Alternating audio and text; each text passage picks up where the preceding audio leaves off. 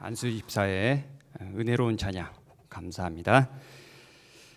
본 말씀 상황은 엘리야가 당시 이스라엘 왕 아합 왕의 아내 이세벨을 피하여 도망하던 때였습니다. 바알의 선지자들을 엘리야가 죽였다고 이세벨이 이제 엘리야를 죽이려고 합니다.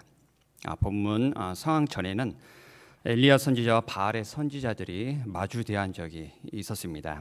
누가 참 하나님인지 알아보자고 말입니다. 각자의 제단에 송아리 한 마리를 잡아 각을 떠서 나무 위에 놓습니다. 불은 붙이지 않고 각자의 신의 이름을 부를 때 불로 응답하신 신이 그가 하나님이라고 이렇게 선포하기로 합니다. 바알의 선지자들이 송아지를 잡고 아침부터 낮까지 바알의 이름을 부르지만 아무런 응답이 없습니다. 칼과 창으로 자기들의 몸을 상하게 하고 미친 듯이 떠들어댔지만 소용이 없습니다. 그 다음 엘리야가 모든 백성을 오게 한 다음에 무너진 여호와의 제단을 쌓습니다. 12지파의 개수대로 12개의 돌로 제단을 쌓고 제단 주위로 도랑을 만들어서 물통 4개로 제단 위에 붓습니다. 물이 제단 위에 두루 흐르고 도랑에도 물이 가득 찹니다. 엘리야가 기도합니다. 그러자 여호와의 불이 내려와서 번제물과 나무와 돌과 흙을 태우고 도랑의 물까지 핥아버립니다. 이를 본 모든 백성이 엎드리며 말합니다. 여호와 그는 하나님이시로다. 여호와 그는 하나님이시로다. 엘리야는 여기서 그치지 않습니다. 백성에게 바알의 선지자들을 잡아서 기손 시내로 데려다가 다 죽입니다. 그 후에 엘리야의 기도로 오랜 가뭄이 끝나는 큰 비가 내리게 되고요. 왕의 마차 앞으로 이제 엘리야가 달려가는 하나님의 능력이 임합니다. 채소 2마리의 말이 있는 마차 앞으로 엘리야가 달려가는 그야말로 하나님의 권능이 엘리야에게 임하였습니다. 이러한 하나님의 능력을 보여주었던 엘리야가 그 이후에 사뭇 다른 모습을 보여줍니다. 바알의 선지자들이 죽임을 당했다는 소식을 들은 이세벨은 엘리야를 죽이기로 했습니다. 그 소식을 엘리야는 듣게 되죠. 그러자 엘리야는 본문 3절 말씀이 나온 대로 자기의 생명을 위하여 도망을 합니다. 기도하자 하늘에서 불이 내려오고 또 기도하자 오랜 가뭄을 끝내는 큰 비를 내리게 한 엘리야 선지자, 또 왕의 마차보다 더 빨리 달리는 능력을 보인 엘리야가 어쩌다가 도망하는 신세가 되었습니다. 이건 마치 하나님의 크신 능력과 이적을 체험하지 못한 듯한 모습이었고요. 전혀 기억도 못하는 그런 모습을 보여주었습니다. 엘리야는 로뎀 나무 아래에 앉아서 자기가 죽기를 하나님께 구합니다. 여호와여 넉넉하오니 지금 내 생명을 거두시옵소서. 하지만 하나님은 천사를 보내주셔서 숯불에 구운 떡과 그리고 물 한 병을 먹고 마시게 해줍니다. 엘리야는 먹고 마시고 다시 누웠지만 여호와의 천사가 또 권합니다. 일어나 먹으라. 갈 길이 남았다. 엘리야는 일어나서 하나님의 선 호렙산에 이르러서 40일 동안 머물게 됩니다. 본 말씀의 내용은 여기서부터 시작이 됩니다. 엘리야가 호렙산 굴에 들어가 머물고 있습니다. 본문 9절 말씀입니다. 여호와의 말씀이 그에게 임하여 이르시되 엘리야야 내가 어찌하여 여기 있느냐. 엘리야가 대답합니다. 오직 나만 남았거늘 그들이 네 생명을 찾아 빼앗으려 하나이다. 그러자 하나님은 엘리야를 향해서 나가서 여호와 앞에서 산에 서라고 하십니다. 그리고 하나님께서 지나가십니다. 첫 번째로 나타난 현상은 크고 강한 바람입니다. 크고 강한 바람이 산을 가르고 바위를 부숩니다. 그러나 바람 가운데 여호와는 계시지 않았습니다. 두 번째로 나타난 현상은 지진입니다. 지진이 있었지만 지진 가운데도 여호와는 계시지 않았습니다. 세 번째로 나타난 현상은 불입니다.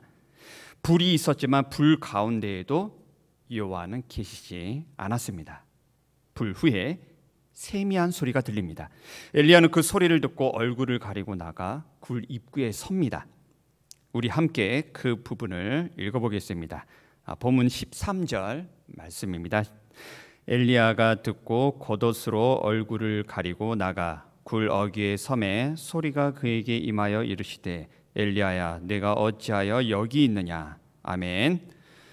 처음 세 가지 이적을 하나님께서 엘리야에게 보여주실 때에는 굴 속에 있던 엘리야를 부르셔서 산 앞에 서라고 하셨습니다. 그런데 엘리야가 세미한 소리를 듣고 굴 입구로 나갔습니다. 이것은 다시 말하면 앞에 세 가지 이적을 보고 난 후에 엘리야가 다시 굴 속으로 들어갔다는 뜻입니다. 크고 강한 바람이 불어 산이 갈라지고 바위가 부서졌지만 그 가운데 하나님은 계시지 않았습니다. 바람 후에 지진이 났지만 그 가운데에도 하나님은 계시지 않았습니다. 지진 후에 불 가운데에서도 하나님은 계시지 않았습니다. 그러자 엘리야는 실망하고 다시 굴 속으로 들어갔습니다. 그렇다면 하나님께서 왜 이 세 가지 큰 이적을 엘리야에게 보여주셨을까요? 크고 강한 바람과 지진과 불을 엘리야에게 보여주신 이유는 엘리야가 하나님의 크신 능력을 보고 체험하고서도 이세벨 때문에 도망했던 이유와 같습니다. 엘리야가 바알의 선지자들과 마주 대했을 때의 일입니다. 열왕기상 그 앞장 24절 말씀을 보면 불로 응답하신 신 그가 하나님이라고 엘리야가 말합니다. 그러니까 실제로 하나님께서 불로 응답해 주십니다. 여기서 주의 깊게 보셔야 할 점이 있습니다. 불로 응답이 되었기 때문에 하나님이 하나님 되신 것이 아닙니다. 하나님께서 불로 응답하실 수밖에 없는 엘리야의 기도가 있었기 때문입니다. 우리 본문 앞장 열왕기상 18장 36절 37절 말씀 함께 읽겠습니다. 저녁 소재 드릴 때에 이르러 선지자 엘리야가 나아가서 말하되 아브라함과 이삭과 이스라엘의 하나님 여호와여 이스라엘 중에서 하나님이신 것과 내가 주의 종인 것과 내가 주의 말씀대로 이 모든 일을 행하는 것을 오늘 알게 하옵소서. 여호와여 내게 응답하옵소서. 내게 응답하옵소서. 이 백성에게 주 여호와는 하나님이신 것과 주는 그들의 마음을 대로키심을 알게 하옵소서. 아멘. 엘리야의 기도를 해석하면 이렇습니다. 이스라엘 하나님 여호와여 주께서 이스라엘 중에 주 여호와는 하나님이신 것을 보여주시고 알게 하옵소서. 내가 주의 종인 것을 보여주시고 주의 말씀대로 이루어진다는 것을 보여주옵소서. 그러니까 기도의 목적이 불이 하늘에서 내려오는 것이 아니라 주가 하나님이신 것을 보이는 데 있었습니다. 불이 기도 응답이 아닙니다. 불은 기도 응답의 수단이었을 뿐입니다. 이 엘리야의 기도가 우리가 본받아야 할 기도의 자세입니다. 그러니까 어떤 일이 이루어지고 되어지는 것이 기도의 응답이 아닙니다. 그런 것들은 기도 응답의 수단이고 궁극적인 기도 응답의 목적은 어떤 일들이 이루어지고 되어지는 것을 통해서 하나님이 하나님이심이 드러나는 것이고 또 하나님의 뜻이 이루어지는 데 있습니다. 하나님, 이 일이 이루어지는 것을 통해서 가족과 주위 사람들에게 주님이 하나님이신 것을 알게 하옵소서. 하나님, 이번 일을 통해서 제가 주님의 자녀임을 보여주시옵소서. 하나님, 이 일로 말미암아 그 모든 것이 주의 말씀대로 이루어진다는 것을 알게 하옵소서. 이 얼마나 멋있는 기도입니까? 이것이 궁극적인 기도의 목적이 되어야 합니다. 그렇지 않으면 보여지는 일과 되어지는 결과와 현상에 주목하게 되고요. 또 그런 것들이 기도의 목적이 되어버립니다. 그러면 하나님을 잊어버리게 됩니다. 보여지는 것에 미혹되어 본질인 하나님을 놓쳐버리게 됩니다. 마귀가 바로 이런 것으로 사람들을 미혹합니다. 보여지는 것과 현상에 주목하도록 합니다.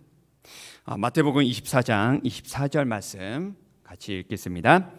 거짓 그리스도들과 거짓 선지자들이 일어나 큰 표적과 기사를 보여 할 수만 있으면 택하신 자들도 미혹하리라. 아멘. 이렇게 마귀들도 큰 표적과 기사를 보여줄 수 있습니다. 예수님도 이 땅에 계실 때 많은 기적과 큰 표적들을 보여주셨습니다. 그러면 차이점이 무엇입니까? 차이점은 바로 엘리야의 기도에 있었습니다. 큰 표적과 기사 자체가 응답이고 목적이 되어서는 안 됩니다. 그런 것들은 응답의 수단일 뿐이지 목적이 아닙니다. 목적은 그런 것들을 통해서 주님이 하나님이심을 아는 것이고, 내가 하나님의 종임을, 자녀임을 드러내는 것이고, 또 그 모든 일이 주의 말씀대로 이루어짐을 보이는 것에 있습니다. 바로 이것이 하나님께서 보여주시는 표적이고, 그리고 마귀가 보여주는 표적과의 차이점입니다. 바알의 선지자들과 백성들 가운데서 하나님께서 바알을 무력화시키고 하나님의 능력을 드러내셨습니다. 이스라엘 중에 주가 하나님이심을 보여주셨습니다. 물론 하나님의 능력과 이적이 나타나는 것 중요합니다. 하지만 마귀도 그런 능력과 이적을 완전하지는 않지만 어느 정도 모방할 수 있습니다. 이스라엘 백성의 출애굽 당시에도 그랬습니다. 그 당시 애굽에 내려진 재앙들 중에 애굽의 마술사들도 자기 마술로, 즉 마귀가 주는 능력으로 똑같이 따라한 것들이 몇 개 있었습니다. 지팡이가 뱀으로 변하게 만든 것, 물을 피로 만든 것, 개구리들이 땅에서 올라오게 하는 것, 이 세 가지는 마귀도 따라할 수 있었습니다. 부분적이지만 조금은 모방하며 따라할 수 있었죠. 따라서 보여지는 표적과 이적을 통해 하나님을 믿어서는 안 됩니다. 그런 믿음은 한계가 있습니다. 그렇게 보여지는 것을 통해 믿게 되면 치명적인 단점이 있습니다. 만일 보여지는 것이 자기 마음에 들지 않게 되면 언제라도 금방 실족할 수 있고 믿음이 무너질 수 있습니다. 큰 표적과 기사가 하나님을 믿게 만드는 동기는 될 수는 있어도 믿음의 근거는 될 수는 없습니다. 보여지는 것을 통해 믿음을 가진다는 것은 보여지는 상황과 환경에 따라 믿음도 변할 수 있음을 말해줍니다. 따라서 우리의 믿음의 근거는 말씀입니다. 우리 이사야 40장 8절 말씀 읽겠습니다. 풀은 마르고 꽃은 시드나 우리 하나님의 말씀은 영원히 서리라 하라. 아멘. 이렇게 영원히 변하지 않는 하나님의 말씀이 우리 믿음의 근거가 되어야 합니다. 그래야지 흔들리지 않습니다. 그렇지 않으면 마귀의 거짓 이적을 보고 보여지는 것에 속아 넘어갈 수 있죠. 본문 말씀에 나오는 엘리야도 그와 비슷하게 잠시 믿음이 흔들렸습니다. 자기 기도로 불이 하늘에서 내려오게 하고 큰 비가 내리게 하고 달려가는 마차 앞으로 달리는 이런 하나님의 능력을 보였던 엘리야가 다시 나약한 모습으로 바뀌고 도망하고 죽기를 바랐던 이유는 엘리야의 믿음의 근거가 그때 말씀에 있지 아니하고 보여지는 능력에 있었기 때문입니다. 그래서 하나님께서 엘리야에게 세 가지 큰 이적을 보여주신 것입니다. 크고 강한 바람으로 산이 갈라지고 바위가 부서지는 것을 보여주십니다. 지진을 보여주시고 불을 보여주십니다. 왜 보여주셨습니까? 그 가운데 하나님이 계시지 않다는 것입니다. 그런 이적들 가운데 보여지는 이적들을 통해서 하나님을 찾지 말라는 것이고, 그런 표적들을 통해서 하나님을 믿고 의지하지 말라는 것입니다. 그 후에 무엇을 엘리야에게 보여주십니까? 아니, 들려주십니까? 세미한 소리를 들려주십니다. 세미한 소리, 하나님의 음성입니다. 그러면 왜 그 소리가 세미합니까? 하나님의 소리가 세미하다는 것은 무슨 뜻일까요? 시편 29편을 보면 여호와의 소리에 대해 나옵니다. 여호와의 소리가 힘있으며 여호와의 소리가 위엄차도다. 여호와의 소리가 백향목을 꺾으시며 여호와의 소리가 하염을 가르시도다. 여호와의 소리가 광야를 진동하시며. 이런 하나님의 소리가 세미하다는 것은 힘있고 권능 있는 소리에 반대되는 뜻도 아니고 또 소리가 작아졌다, 이 뜻도 아닙니다. 하나님의 세미한 소리는 자기에게만 들려지는 하나님의 말씀을 뜻합니다. 육으로 들리는 것이 아니라 영으로 들리는 소리고 마음으로 들리는 소리입니다. 영이요 생명이신 하나님의 말씀이 내 안에 영으로 들려지는 소리입니다. 우리 본 말씀을 다시 한번 살펴보겠습니다. 9절 말씀에 여호와의 말씀이 그에게 임하여 이르시되 엘리야야 내가 어찌하여 여기 있느냐, 이렇게 하나님께서 묻습니다. 하나님께서 엘리야 보고 굴 밖에 나가 산 위에 서 있으라고 하십니다. 엘리야에게 바람과 지진과 불을 보여주십니다. 그런데 엘리야는 다시 굴 속으로 들어갑니다. 바람과 지진과 불 가운데 하나님이 계시지 않았기 때문입니다. 바로 이때 하나님께서 세미한 소리를 들려주십니다. 그러자 엘리야가 반응을 합니다. 본문 13절 말씀 보면 엘리야가 그 소리를 듣고 겉옷으로 얼굴을 가리고 나가서 굴 입구에 섰다고 합니다. 하나님께서 부르시지 않았습니다. 이땐 여호와의 말씀이 아닌 소리가 엘리야에게 임했다고 본문 13절에 나와 있습니다. 소리가 그에게 임하여 이르시되, 그리고는 하나님께서 재차 물으십니다.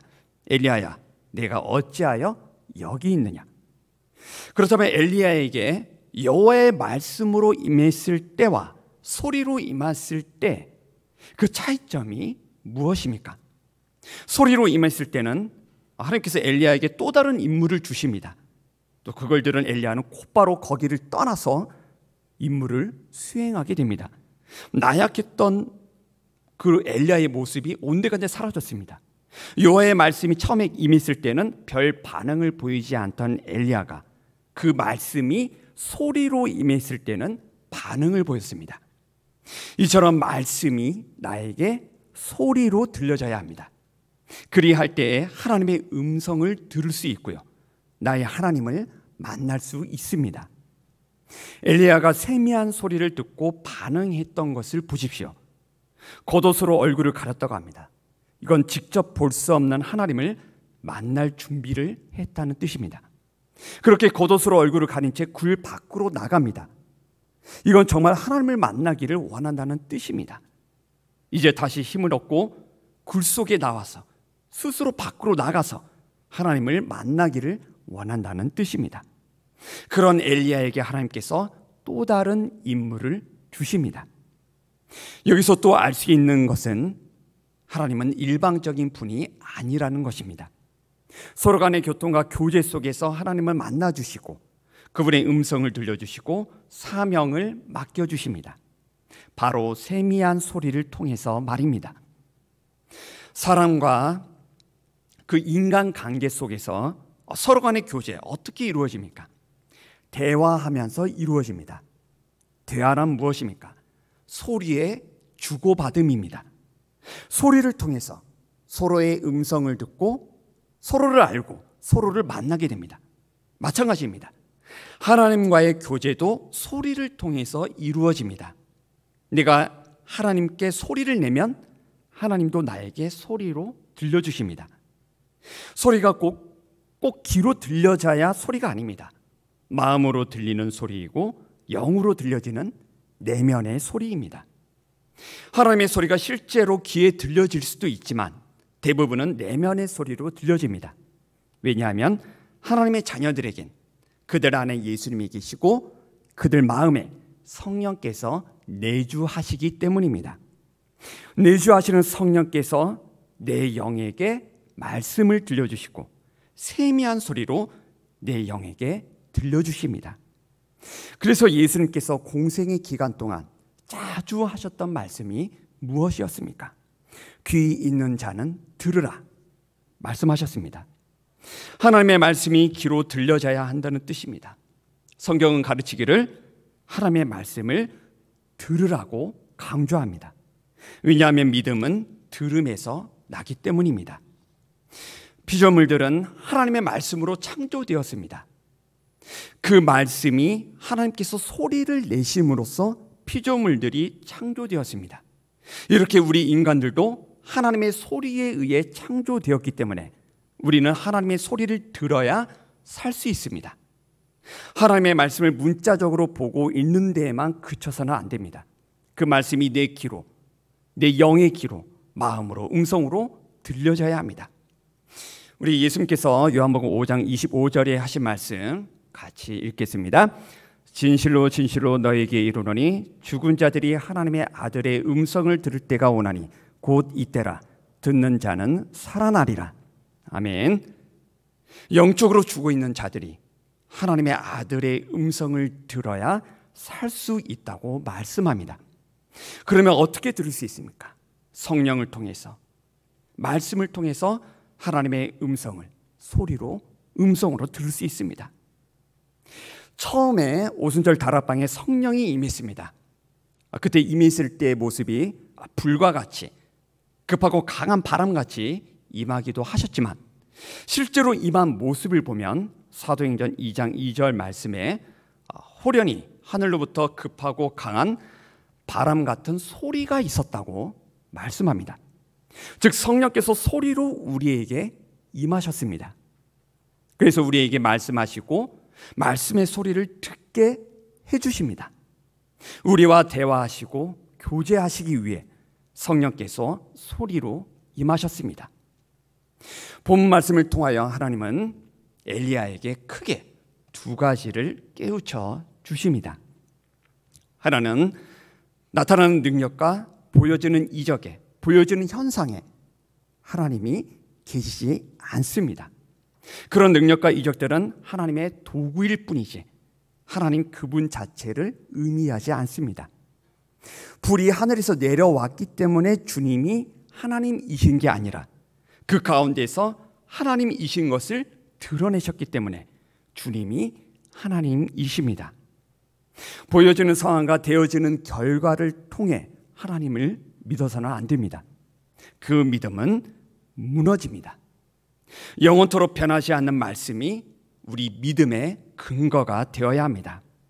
그렇지 않으면 엘리야처럼 흔들리게 됩니다. 그 다음 또 다른 하나는 하나님의 말씀이 나에게 소리로 들려져야 합니다. 단순히 문자적으로 말씀을 보고 읽어서는 안 됩니다. 그 말씀이 내 귀에 소리로, 음성으로 들려져야 믿음이 생길 수 있고 하나님과 친밀한 교제를 나눌 수 있습니다. 히브리서 4장 12절 말씀에 하나님의 말씀은 살아있다고 말씀합니다. 그 말씀의 소리는 우리가 내는 소리보다 훨씬 더 강하고 힘있고 확실합니다. 시편 19편 4절 말씀입니다.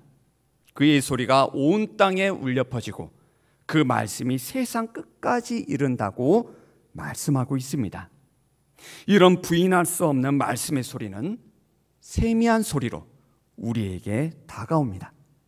우리에게 말씀하십니다. 하나님의 그 세미한 음성은 반응하는 자에게 확실하게 나타나고 원하는 자에게 들려집니다. 내 마음과 내 영을 깨끗하게 하면 할수록 더욱 확실하게 들려집니다. 세미한 소리를 들은 후부터 엘리야는 완전히 바뀝니다. 하나님과 완전히 동행하는 삶을 살아갑니다. 결국 엘리야는 나중에 죽음을 보지 않고 하늘로 올라갑니다. 에녹과 같이 하나님과 동행하더니 하나님께서 엘리야를 산채로 데려가셨습니다. 이런 하나님과의 동행, 이런 하나님과의 친밀한 교제 가운데 살아갈 수 있었던 가장 큰 이유는 엘리야가 하나님의 소리를 듣는 귀가 열려졌기 때문입니다. 우리도 엘리야처럼 하나님의 소리를 듣는 귀가 열려지기를 바랍니다. 내 안에 계신 예수님께서, 내 마음에 계신 성령님께서 지금도 끊임없이 우리에게 세미한 말씀의 소리를 항상 들려주고 계십니다. 교회를 오랫동안 다녀도 하나님이 없는 것처럼 살아가는 이유는 하나님의 세미한 소리를 듣지 못하기 때문입니다. 아니, 들으려고도 하지 않기 때문입니다. 이 시간에도 하나님은 우리에게 세미한 소리를 들려주십니다. 세미한 소리를 듣고 이제는 굴 밖에 나가서 살아계시는 하나님을 만나시기 바랍니다. 항상 그분의 소리를 들으며 하나님과 친밀한 교제 속에서 하나님과 동행하는 그런 축복이 우리 성도님의 삶에 나타나기를 주의 이름으로 축원합니다.